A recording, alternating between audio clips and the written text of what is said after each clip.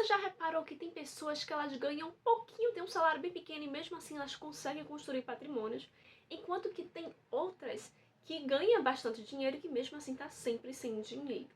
E como assim? Se a pessoa que ganha pouco, que vive apertada, ela acha que a solução é ganhar mais, como é que pode pessoas que têm muito dinheiro, às vezes pessoas que têm um salário de 50 mil reais, 60 mil reais, e ela tá endividada também? E aí ainda tem um ponto a mais. Aquela pessoa que estava endividada, que ela tá ali no meio termo, não ganha tão mal, não ganha muito, mesmo assim ela também não construiu patrimônio nenhum, tá lá com a corda no pescoço e que acha que a solução vai ser aquela promoção do trabalho que ela vai receber. Ela acha que pronto, agora vai tudo se resolver na vida dela. Mas aí passa um ano e ela tá endividada de novo, o salário já não é suficiente, o que é que foi? Tudo ficou mais caro. Eu sei, talvez seja você essa pessoa. E eu quero falar sobre isso com você. O porquê que tem pessoas que, mesmo ela ganhando um aumento, ela continua com a corda no pescoço. Parece que nada aconteceu, nada melhorou. O porquê que algumas pessoas que ganham um pouco, mesmo assim, elas conseguem construir. Eu tenho antigas vizinhas que passou a vida ganhando um salário mínimo e construiu 2 casas, por exemplo. Eu tô por esses dias lendo um livro, que na verdade é um livro de comédia, com uma mistura financeira, e esse vídeo não é sobre uma resenha, mas eu vou te falar daqui a pouco. E o dilema da vida da personagem desse livro reflete muito disso, e ela fala muito mais da média da sociedade do que somente a história de um livro. O problema de muita gente não está na renda, e sim no comportamento. Porque, por exemplo, na maioria das pessoas, elas espera para ter uma promoção ou ter um novo trabalho. E ela acha que aquela diferença de salário vai ser a solução da vida dela. Ah, agora eu não vou ter mais dívidas. Mas o que acontece? Essa pessoa aumenta de salário. Quando aumenta de salário, essa pessoa agora quer ir morar numa casa melhor. Sendo que ela não quer somente morar numa casa melhor. Ela quer morar numa casa melhor em um bairro melhor. Sendo que aquele bairro melhor, o dia a dia dela não é a mesma coisa, não custa o mesmo custo que seria na vida dela anterior. Se ela muda do bairro, ela agora vai comprar pão na padaria mais cara, ela agora vai fazer umas comprinhas de mercado no mercadinho perto ali, que vai ser bem mais caro. Ela agora vai no cabeleireiro, que vai custar bem mais caro. E imagina a manicure, então. Esse é o maior problema da maioria das pessoas, porque tem essa parte, não é? De que ela aumenta o salário e aí ela quer aumentar a qualidade de vida, né? O consumo. E logo essa pessoa tá apertada novamente, o salário tá empatando ali no custo de vida e ela se vê sufocada novamente. E quando ela fez essa mudança de qualidade de vida, ela não reparou que tudo aumentou junto. A escola da criança, o posto de gasolina ali na região é mais caro. Tudo é mais caro naquela região. Não é somente uma taxa de condomínio que é mais caro, não é somente um aluguel que é mais caro. E se você observar, a maioria das pessoas fazem isso. Ela sempre aumenta o seu padrão de vida. Um outro grande problema é o tal do consumo por emoções. Agora eu vou falar um pouquinho do livro que eu tô lendo. Ó, eu tô lendo esse livro aqui. Ele é um livro totalmente de comédia, tá? Eu me acabo de rir com esse livro. É Os Delírios de Consumo, de Beck Bloom. E esse livro, além dele ser divertido, ele é muito cheio de... Ele é uma verdadeira ironia à vida de Beck Bloom. A vida de Beck Bloom é o seguinte.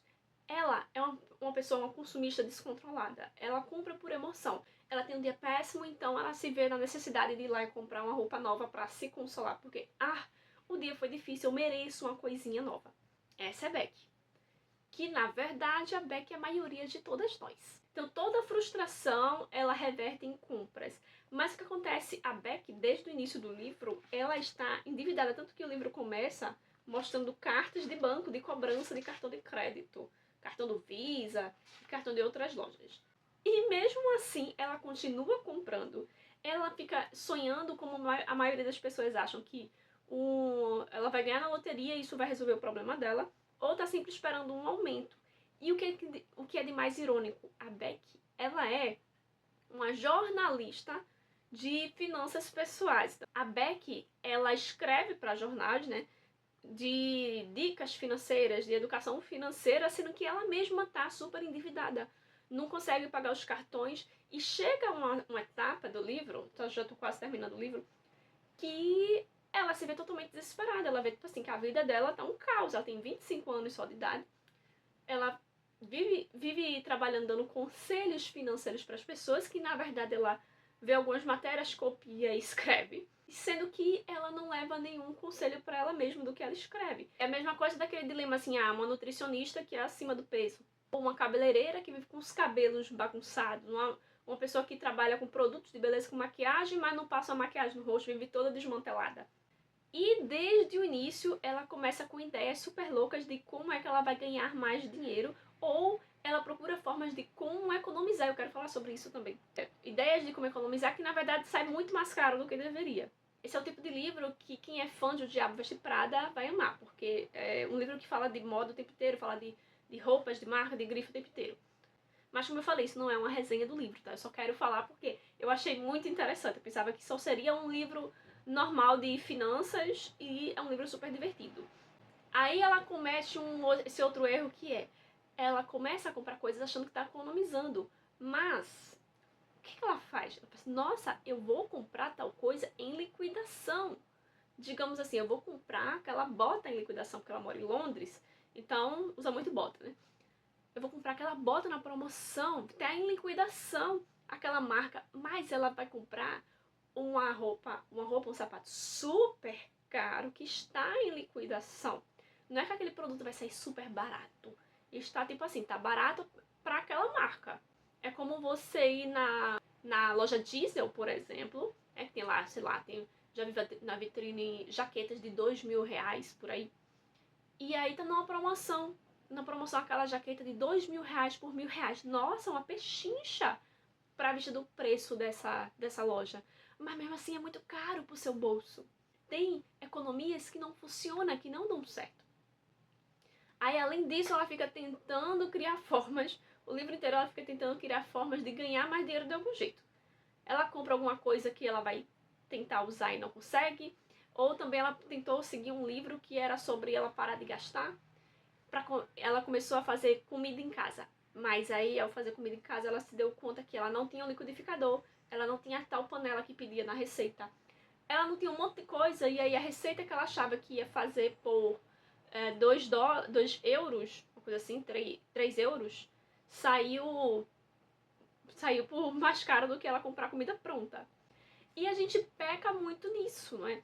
A gente acha que está economizando, mas se tem uma coisa que eu aprendi observando grandes empresários, como por exemplo o Roberto Justus, esses empresários sempre comentam que a maior economia e o maior ganho de lucro não está na venda do produto, por exemplo, né? Digamos que eu trabalho com doce e aí o meu lucro vai ser na venda daquele doce. Não, o maior lucro, na verdade, está na compra dos ingredientes, está na compra do insumo. É quando você procura comprar aquele ingrediente de um valor mais barato. Você não vai comprar em qualquer coisa, em qualquer lugar. Ou você não vai comprar tudo no mesmo lugar, porque nem sempre aquilo sai mais barato. E isso vale para qualquer coisa, tá? Quando você vê um empresário falando sobre, por exemplo, sobre imóveis, eles falam muito disso. O maior lucro não está na venda daquele imóvel que vai estar valorizado. Está no tanto de desconto que você consegue comprando aquele imóvel na planta, quando você chora ali na compra daquele imóvel. Aquela diferençazinha, às vezes, é muito maior do que o lucro que você conseguiria com a venda do imóvel. E eu achei importante falar, né, dessa parte sobre justamente isso que ela está tentando fazer, muita renda extra ali. Meu principal assunto aqui é te ensinando a fazer renda extra. Mas você precisa pensar que nem toda renda extra ela funciona para você. Você precisa pensar em ideias que ela se encaixa na sua rotina, onde que você não vai estar empatando ou você não vai estar perdendo. Mas eu quero voltar a falar com você sobre comportamento e essa questão de mudança de trabalho, mudança de salário. Antes de pensar em você trocar de trabalho, você precisa pensar em qual que benefício que você está realmente ganhando com aquilo. E nem todo aumento de salário significa ganhos reais. É a mesma coisa que eu tô tentando te dizer com a questão da venda de imóveis, da compra de imóveis, que nem sempre a vantagem está lá no valor final. Nem sempre a vantagem está na venda do imóvel. Da mesma forma, nem sempre a vantagem está no salário que vai cair na sua conta. E um belo exemplo disso foi quando eu fiz uma troca de emprego, que você vai entender bem. Olha, eu lembro que na época o salário mínimo estava em torno de R$ 1.200, não, acho que era R$ 1.100, tá? E eu comecei de um trabalho, era um trabalho informal, não era nada de carteira assinada, onde eu ganhava R$ 1.000 por mês. Eu recebi uma proposta de uma empresa para eu ir ganhar R$ 500 por mês. E para a maioria das pessoas, as pessoas achavam que aquilo era uma loucura. Como assim eu vou sair do trabalho para ganhar metade do salário? Não faz nenhum sentido. Né? Parece que você está regredindo. Mas, observa o benefício que eu tinha nessa mudança de emprego. Primeiro, eu ganhava R$ 1.000. Só que eu trabalhava 12 horas por dia, de segunda a sábado. E uma semana sim, uma não, se eu não estou enganada, eu tinha que trabalhar meio período no domingo também. Embora o trabalho em si não era nada cansativo, eu conseguia estudar durante aquele trabalho. Eu conseguia fazer algumas invenções minhas loucura manuais que eu fazia às vezes para vender. Mas aí, em contrapartida, o outro trabalho que me deram a proposta seria um trabalho carteira assinada. Tá? Era um trabalho de jovem aprendiz, eu estava ali com 18 anos, 18 para 19 anos. Era um trabalho de jovem aprendiz, onde eu ia ganhar em torno de R$ 500. Porém, eu não iria ter nenhum custo com passagem, tá? Isso já era um ponto. Eu só iria trabalhar 4 horas por dia, então eu poderia voltar a estudar, eu poderia ir para a faculdade. Já que eu tinha terminado o ensino médio, estava ali em torno de 1 ano e pouco, sem voltar para nenhum tipo de estudo. Esse trabalho me dava um bom plano de saúde, que era o plano de saúde Unimed, que aqui em Recife ele é muito forte. Sendo que eu pagava um plano de saúde para mim, eu pagava o plano de saúde mais barato que existia, que só servia para algumas consultas, que era em torno de R$ 150. Esse eu pagava meu particular. Logo, eu iria deixar de pagar R$ 150 de plano de saúde. Então vamos aumentar. Meu salário, em vez de ser 500, agora significa que ele era 650. Em contrapartida, eu ia ter um plano de saúde de boa qualidade. Nossa, eu usei muito esse plano de saúde. Você não faz ideia. Eu só vivi em consulta médica. Fiz tudo quanto é tipo de exame que você imaginar. Um outro benefício, a empresa dava uma cesta básica. Então, se já estávamos em R$ 650 de salário, digamos que uma cesta básica fosse R$ 100. Eu acho que era mais, que valia mais do que isso, mas digamos que era R$ 100. Então, agora já estamos em 750.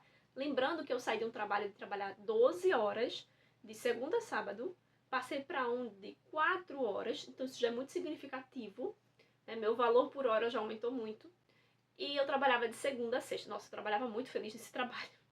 Isso significa que, claro, de imediato eu tive que enxugar muito, né, o meu custo de vida, meu estilo de vida. Eu já tinha muita responsabilidade, tá, financeira na cidade. Eu tinha uma grande responsabilidade com a ajuda dentro de casa. Então eu tive que enxugar o máximo possível, eu não gastava com nada além do necessário. Acontece que um ano depois, mais ou menos, ou foi menos disso, o meu contrato ele era de 1 ano e meio. Em torno de alguns meses ou um ano depois, eu tive um aumento de salário. Aí a gente vai para aquela parte do... E aí, a pessoa teve um aumento de salário e logo a vida dela continuou apertada como sempre. Eu tive um aumento de salário, que eu lembro que foi de R$ 118. Para a maioria das pessoas isso não é nada. Mas o que foi que eu fiz? Eu já estava na faculdade, já estava pagando faculdade, então eu tive que enxugar meu custo de vida. E ainda assim tive o custo a mais de pagar a faculdade. Embora que eu não pagava muito porque eu tive o desconto do Enem. Mas aqui é que está a grande chave. Eu tive um aumento de R$ 118. Não aumentei o meu estilo de vida, tá? Não aumentei meu custo de vida e, pelo contrário, eu fiz de conta que aquele dinheiro nem existia. Eu passei a pegar esse aumento a partir da primeira parcela, tá? Peguei aquele valor, porque eu sabia que meu contrato ia acabar daqui a um tempo. E aquela empresa, ela não tinha espaço para me contratar, né? Normalmente ela pega um jovem aprendiz, termina o contrato, ela pega outro para estar economizando. Sabendo disso, eu pegava esses R$ 118 e colocava no investimento, eu acho que eu já estava começando a estudar educação financeira e eu começava a colocar ali numa renda fixa, no Tesouro Direto. Eu juntei, acho que foram o equivalente a 7 meses de parcelas da minha faculdade. Eu me preparei para quando acabasse meu contrato. Eu estava ciente de que aquele contrato iria acabar. E aqui tá duas grandes chaves, né? Me preparei para quando acabasse aquele contrato. Eu ia passar um tempo sem ter um salário certo. E não aumentei o meu custo de vida. Essa é a grande sacada para que a gente consiga crescer um pouco, né? A gente não se empolgar com aquele aumento de salário. É usar aquele aumento de salário para o teu crescimento. No meu caso, não dava ali para pegar aquele salário de aprendiz, não dava para fazer grande coisa. Eu pegava essa diferença, investia, tinha uma besteirinha ali de lucro, né? Mas eu sabia que aquele dinheiro tinha destino. Ou seja, eu estava montando, sem entender muito bem, eu estava montando uma reserva financeira. Sem entender, eu já estava criando uma reserva de emergência. Porém, eu já sabia qual era a minha emergência.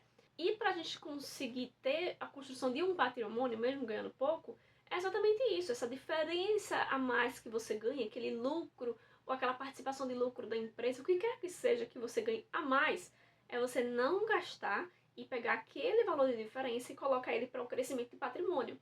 Às vezes é a compra de um investimento ou a compra de algo físico, mas que te gere algum tipo de lucro.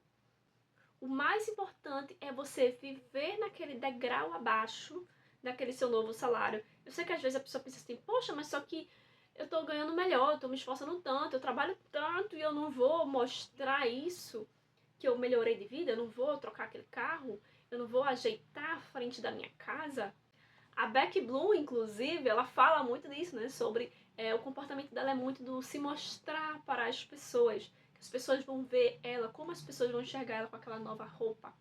E se a gente quer crescer na vida, se a gente quer ter uma vida melhor, a gente precisa principalmente deixar de se importar com a opinião dos outros, parar de se comparar com o vizinho, parar de se mostrar que a gente melhorou na vida, porque senão a gente só vai estar sempre aumentando o custo de vida e não tendo nada garantido. Porque como eu tô tentando te dizer aqui desde o início do vídeo, a maioria do problema das pessoas não é financeiro, não é renda, e sim é comportamento. E já que eu falo muito de renda extra nesse canal, o que é que você pode fazer se você não tem aí uma perspectiva aí de um aumento de salário, né? Ou de ganhar na loteria, de imediato pelo menos. O que você pode fazer é, você começa uma renda extra, que aqui no canal tem para mais de 100 ideias, 100 ideias é pouco, tem para mais de 100 vídeos de renda extra, e que cada vídeo tem para mais de 20 normalmente ideias aqui. O ideal é você fazer essa renda extra e o lucro dessa renda extra você investe para algo que te dê crescimento. Pode ser qualquer tipo de investimento. Eu não sei se a Becky Bloom vai conseguir pagar as dívidas dela, eu espero que sim. Não é? Eu tô aí pertinho de acabar o livro. Ó, pertinho mesmo, tá? Tem pouquinho para eu ler.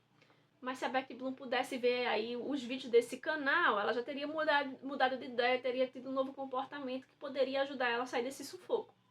Então aproveita esse benefício que você tem. Estou vindo aqui de graça para você aprender sobre isso. E aí, em vez de você olhar para aquelas liquidações malucas de shopping, feito tá agora no mês de julho, né? Tá cheio de liquidação, porque todo mundo já gastou o suficiente em junho, então agora tem que liquidar tudo. Tá o shopping em liquidação, mas em vez de você comprar, você diz assim, nossa, tá uma pechincha, eu preciso comprar isso. Olha o quanto que eu vou economizar, essa roupa era R$ 200, agora ela está por 80. Em vez de você fazer isso, você para e pensa assim, tá bom, mas qual é a melhoria, qual é o benefício que isso aqui realmente vai trazer? Porque às vezes você precisa comprar coisas mesmo e que aquilo vai te ajudar. Um exemplo, eu comprei um aspirador de pó, porque o que eu tinha não estava funcionando bem já. Então eu comprei um aspirador de pó e que eu usava aquele rato imenso, grande, você arrastando. Agora eu comprei um vertical. Mas o porquê que eu fiz isso? Porque quando eu resolvia limpar a casa sem um aspirador, só varrendo e passando um pano do jeito normal, eu detonava minha coluna, eu demorava muito, então eu perdia muito tempo, depois ainda eu ficava quebrada e tinha que ainda gastar com remédio por conta da minha coluna. Então sim, a compra de um aspirador para mim seria muito benéfico, porque eu ia estar limpando a casa muito mais rápido, ia ter economia de tempo, e iria ficar menos cansada. Então, sim, então é um custo-benefício que compensa demais. Não tô falando para você não comprar nada, você não gastar com nada, para que você só faça construir coisas. Eu tô falando para você parar e pensar, tá bom, mas o que é que eu vou estar ganhando realmente de benefício com a compra disso aqui?